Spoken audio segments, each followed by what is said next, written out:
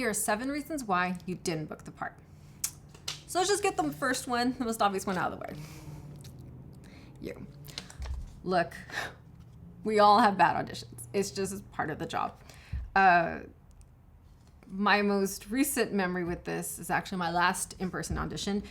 We had to go in and sing a song, and we're in this waiting room, and it kind of felt like a form of torture because you could hear everything going on in the room behind us. You could hear not only, at my time it was all females, you could hear her singing, you could hear their comments, the producer, the director's comments to her.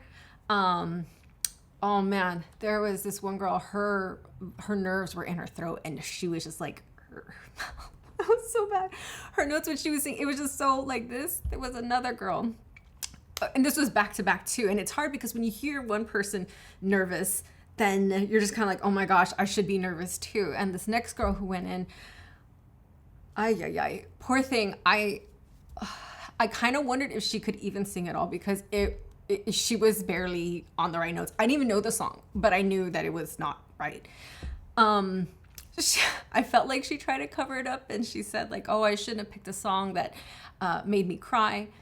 She did not look like she was crying, nor did she sound like it. But, you know, sometimes it's just us. We all make mistakes. Like when I went and auditioned for The Lion King, I remember I was so nervous, and suddenly my throat was just dry, and that had never happened to me before.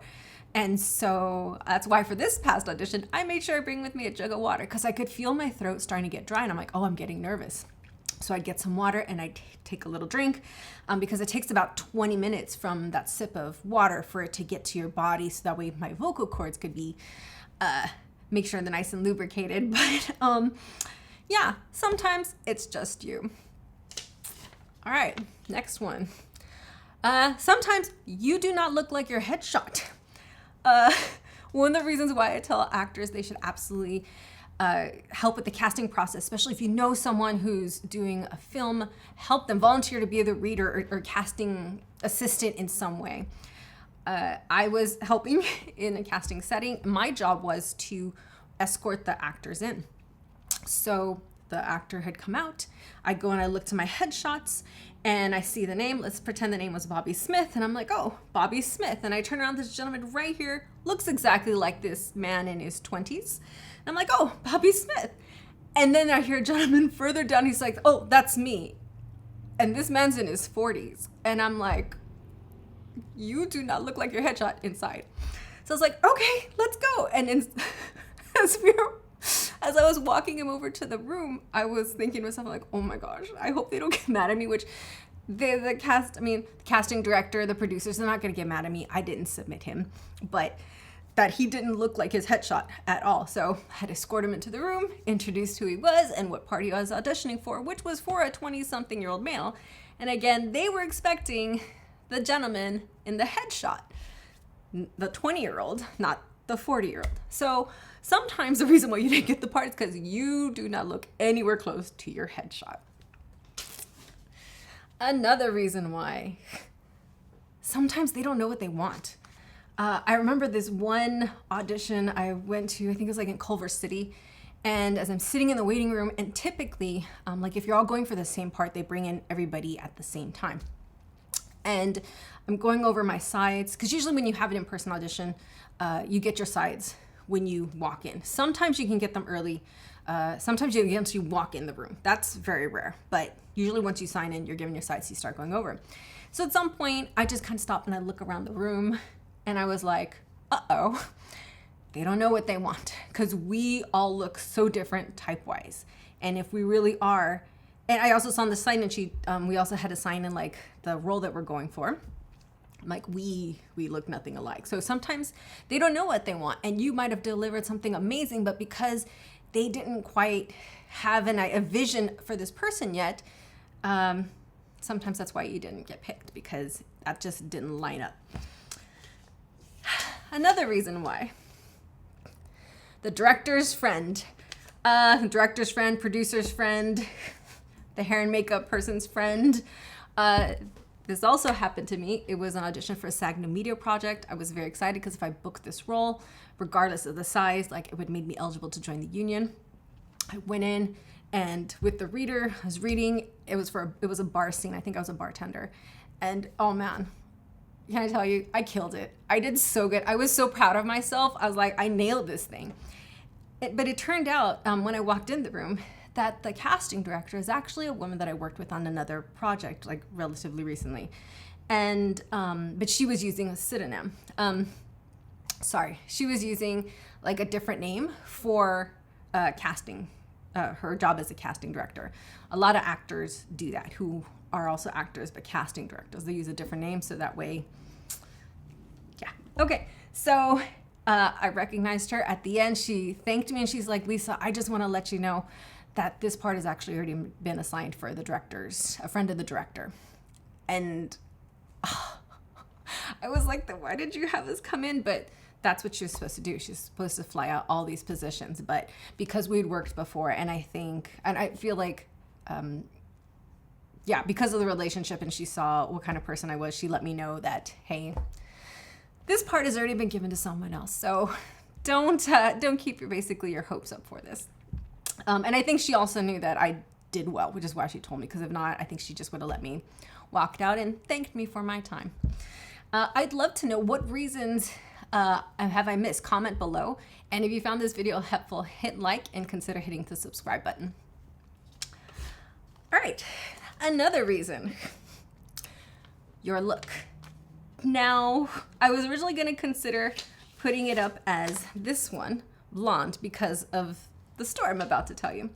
So it was another time I was helping with with the casting process. I was the reader in the room, which was really great because as the actors leave, I was able to stay there and hear the directors and producers talk, which is invaluable because that's where you realize the phrasing that it has everything to do with you and nothing to do with you.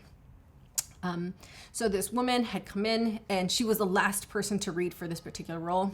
She was blonde and she was amazing. She was so good.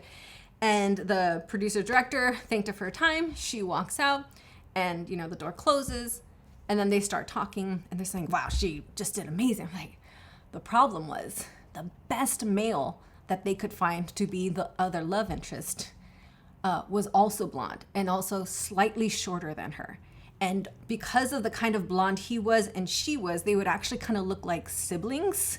It's like, that's not going to work. So even though she gave the best audition, she didn't get the part. They had to give it to someone else because looks-wise, they looked like they were families and they weren't going for a kissing cousins type movie. So sometimes it's just because they've already booked someone else and you can't get booked for it then. Or another time with looks, especially for bigger studio projects, could be the producer tends to be unfaithful and you kind of look like the chicks he ends up with. So you can't get cast because the wife, if she finds out this person who looks like this was on this production, it's gonna be a problem because it's been a problem before. So sometimes things like that also happen. All right, another reason, your resume. So it could be that you just don't have enough credits on there. Now some productions, if you come in and you give an amazing audition, they're willing to bring you in, but other productions, they might have only brought you in as a favor to your agent or manager. I did have, before my agent tell me, one of the reasons why I couldn't get as many auditions as he wanted to get me in for was because I didn't have enough credits on my resume. And that's one of the reasons why I encourage actors to make your own projects, make your own content. So not only you can get the reps in, but also you can help fill out your resume and help your friends on their projects too. Again, just to get that resume filled out, to get experience, also to not be locked into someone else saying yes to you. Because I think that's one of the hardest things and most disheartening things, because when you get an audition, it's like an interview. And most people don't go on like hundreds of interviews in a year or 20 interviews a year. Imagine you interviewed for 20 different jobs and you didn't get one of them. That's like what it's like to be an actor. And so if you have to wait for them to say yes to you, sometimes the yeses can be very long and far apart. And so this way you can still keep working on your craft, still being on set, and still feel productive. All right. And the last one is kind of a two-parter. Social media. Now some casting directors will tell you it doesn't matter how many followers you have.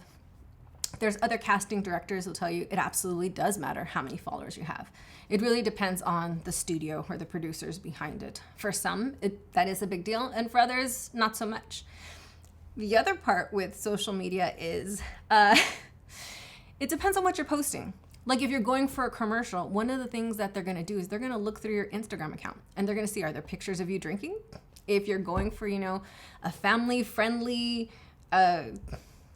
restaurant commercial and they see that there's pictures of you drinking, you're in provocative poses, then they're not going to cast you. In fact, there's a casting director, actually the last casting director's workshop I took, one of the things that she said, as soon as actors come through, she actually Googles their name so that way she can see their social media and see what's on there. Now, part of that is so she could see a most recent picture of what they actually look like, but the other part is because she's already looking at what they're posting because she knows what her clients want. She knows what the studios, the director, what they're looking for. And we've all heard of some famous people who've had challenges because of things that they've posted, sometimes even over a decade ago. So you definitely want to be mindful of stuff like that. But that's also important too. Like if you're always getting called in to do background or for parts that are like a stripper or a prostitute.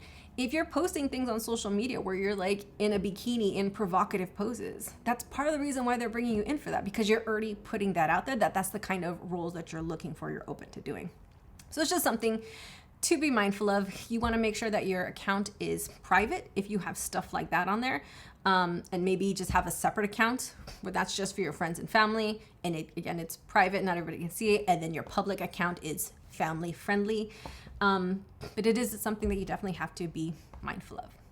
All right, let me know if I missed anything. I hope you guys have a great day and get out there and create your own content.